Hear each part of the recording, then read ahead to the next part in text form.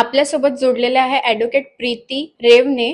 या प्रभाग क्रमांक 12 मधून निवडून आलेला आहे. यांची फील्ड ॲडव्होकेट असून पॉलिटिक्सकडे कशा वळल्या याबद्दल आपण यांना विचारून घेऊया. नमस्कार.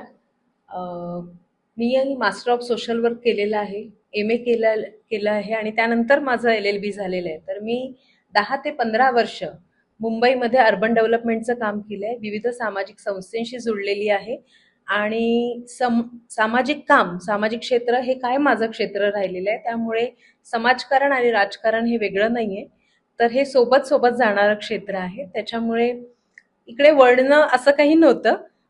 तर मी ह्या क्षेत्रात होते. फक्त ग्राउंडवरचं राजकारण एवढं माझ्यासाठी नवीन आहे, पण ती संधी मला मिळाली आणि जनतेच्या सहभागामुळे, सहकार्यामुळे मी आज नगरसेवक म्हणून तुमच्या पुढे उभी आहे. तर आता काय विजन आहे तुमचं, की तुम्ही कसं जनतेचे प्रश्न सोडवणार? जसं प्रभाग क्रमांक 12 मध्ये मोस्ट ऑफ द लोकांचा प्रश्न हा आहे की तिथे कचरा भरपूर आहे, ओपन ग्राउंड आहे, गार्बेज आहे. तर हा प्रश्न तुम्ही कसा सोडवणार? सर्वप्रथम ज्या 3.5-4 वर्षामध्ये नगरसेवक नव्हते, 8-9 वर्षांनी निवडणुका झाल्या आहेत, त्याच्यामुळे खूप गोष्टी साचून राहिलेल्या आहेत, खूप समस्या वाढलेल्या आहेत. तर आधी त्या समस्यांचं निराकरण करणं, त्या समस्या कमी करणं याला प्राधान्यक्रम असेल आणि जी ठप्प पडलेली यंत्रणा आहे तिला सुरू करणं सुरळीत, हे प्राधान्याने करायचं आहे. दुसरी गोष्ट, भौतिक विकासाबरोबरच सामाजिक, सांस्कृतिक, शैक्षणिक आणि आध्यात्मिक विकास करणं हे माझं ध्येय असेल. आपण एक ॲडव्होकेट आहे, आता आपण नगरसेविका म्हणून पण निवडून आलेलो आहे. तर महिलांचे जे प्रश्न आहे ते तुम्ही कशा प्रकारे सोडवणार, किंवा ज्या महिला बेरोजगार आहे त्यांच्या रोजगारसाठी किंवा त्यांच्या मदतीसाठी आपण असं काय कार्य करणार नगरसेविका म्हणून? महिलांबद्दल तर सर्वप्रथम प्राधान्य असतं ते महिला सुरक्षिततेला.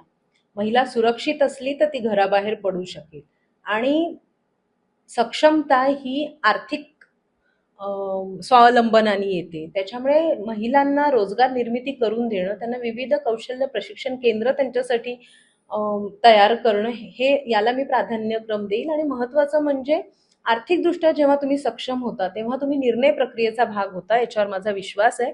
त्यामुळे महिला सुरक्षितता आणि सक्षमीकरण हे माझं ध्येय असेल. आपलं जडणघडण हे मुंबईला झालं आहे, शिक्षण, नोकरी हे सगळं आपण मुंबईमध्ये केलं आहे.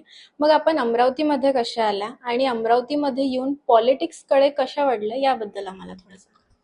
एकतर आपण महिला आहोत, त्याच्यामुळे आपण नेहमी उंबरठ्यावरचे दिवे असतो. दोन्ही घर प्रकाशमय करणं ही आपली जबाबदारी असते आणि आपली संस्कृतीही आहे.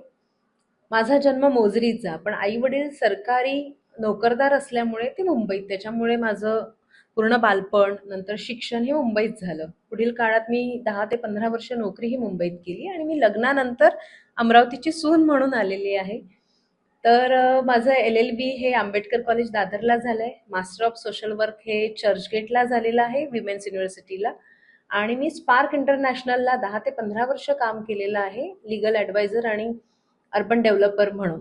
आणि त्याचबरोबर मी पुकार, श्रीमुक्ती संघटना, आसरा, युवा अशा विविध सामाजिक संस्थांमध्ये काम केलेलं आहे. आणि अमरावतीत कसे आले तर ऑफकोर्स लग्नानंतर आले, पण इथे आल्यानंतर मला असं वाटलं की माझ्या शिक्षणाचा आणि अनुभवाचा इथेही फायदा व्हावा, माझ्यासोबत इतरांनाही. म्हणून आपण स्वराज्य क्रिएशन या नावाने एक संस्था सुरू केली आणि त्या संस्थेच्या अंतर्गत महिलांना प्रशिक्षण देणं आणि रोजगार निर्मिती करणं ह्याचा आपण उपक्रम राबवला. आणि हँडलूमच्या साड्या आपण महिलांकडनं तयार करून घेतल्या, त्याचे विविध प्रदर्शन मांडली आणि त्याच्यातनं अर्थार्जनाचा एक मार्ग खुला केला. त्याचबरोबर मी वकील आणि MSW असल्यामुळे समुपदेशक म्हणून मी इथे काम करते. तो कुटुंब सल्ला केंद्र आहे माझं आणि कायदे सल्ला केंद्र आहे. तर समुपदेशनाचं कार्य मी अविरत करत आले आणि राजकारणात यावं असं कधी ठरवलेलं नव्हतं. ते ओघाने येत गेलं, कारण की गेल्या 10 वर्षात आपण शब्दोत्सव नावाने एक अनियतकालिक काढतो, दरवर्षी दिवाळी अंक प्रकाशित करतो आणि मी त्याची संपादक आहे आणि विदर्भ मतदार यांचा मोठा सहभाग त्याच्यामध्ये असतो. तर लेखनाच्या माध्यमातून विविध प्रश्नांना, सामाजिक प्रश्नांना वाचा फोडणे, स्त्रियांच्या हाताला रोजगार देणे आणि उत्तम सुदृढ कुटुंब म्हणजे उत्तम सुदृढ समाज हे असल्यामुळे मी कुटुंब कल्याण केंद्र समुपदेशक म्हणून चालवत आलेले आहे. तर या माझ्या कामाचा कुठेतरी फायदा व्हावा समाजाला, म्हणून युवा स्वाभिमान पार्टीने मला उमेदवारी दिली आणि आज मी तुमच्यापुढे नगरसेवक म्हणून इथे उभी आहे. धन्यवाद.